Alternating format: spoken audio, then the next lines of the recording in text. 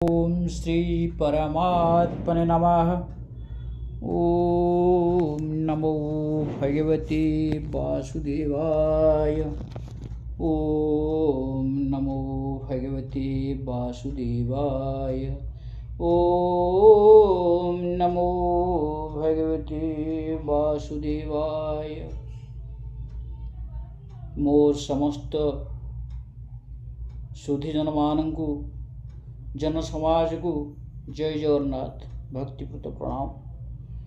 मोर जय Jagannath YouTube channel को आपन स्वागत जनाउछि।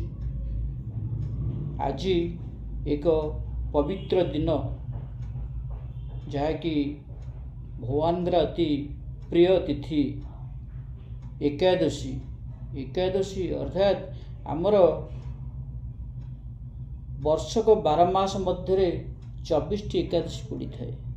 ये 24 एकादशी 24 महात्म्य को लेकिन वर्णित होती। आज एकादशी विशेषतः यार नाम हूँ काम्यका एकादशी। अर्थात आमर समस्त कामना अर्थात मनोवांछा ये एकादशी व्रत द्वारा पूर्ण होता है। एकादशी आमर स्वयं जगन्नाथंकर वा कृष्णंकर व्रत। ये व्रत आमे पालन करने द्वारा आमर दैनंदिन जीवन रे आमर तो जी ज्ञात अज्ञात सारे जी आमे भूल भटका कर से सब पापरू मुक्ति हवा एवं तत्संगे संगे आमर पारिवारिक जीवन रे मध्य अनेक उन्नति घटिव। कौन से उन्नति? यही उन्नति अवसर ये जो आमर कामना रो मनस्कामनार सफल रूपायन आज मु आपण मान को गोटे गीतार श्लोक माध्यम शुणाइक जाऊँ एवं से श्लोकटी है मु आपन को देखे दूची गीतार। देखंतु ये हूँ श्रीमद् भगवद गीता भगवान कृष्णंकर मुख निसृत बाणी एवं ये लिखाई कौन ना कृष्णंकर जो अष्टादश अध्याय अच्छी से अष्टादश अध्यायर शेष श्लोक कौन लिखाई जत्र जोगेश्वरः कृष्ण तत्र पार्थो धनुर्धरः तत्र श्री विजयो भूतिर् ध्रुवा नीतिर्मतिर्मम। यही श्लोकटी आम 21 थर पाठ करवा।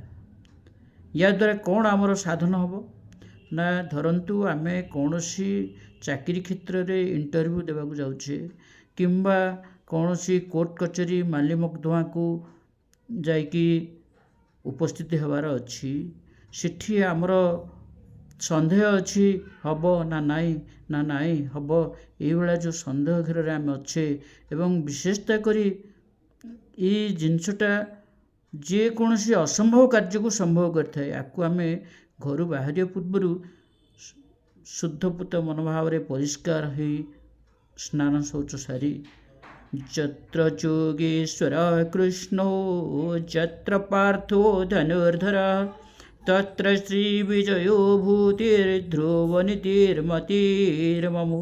यही श्लोकटी को आम 21 थर पाठ करी जदि आम आमर गंतव्य स्थल जावा एवं जेकोसी इंटरव्यू एवं जेकोसी कोर्ट कचेरी माली मकदमा जदि आम उपस्थित हवा निश्चय आमर जय हो। कारण यार यही श्लोकर भावार्थ होछि जेउठी उपस्थिति भगवान श्रीकृष्ण एवं जेउठी उपस्थिति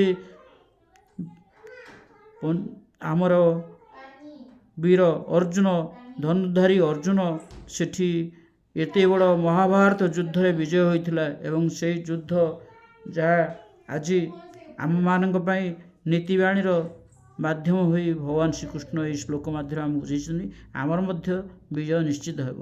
एणु याकू आम समस्त यदि आपणेबा बा अभ्यास करवा ताहले आम पई बहुत भल हेब। एतिकी जय जगन्नाथ जय जगन्नाथ जय जगन्नाथ।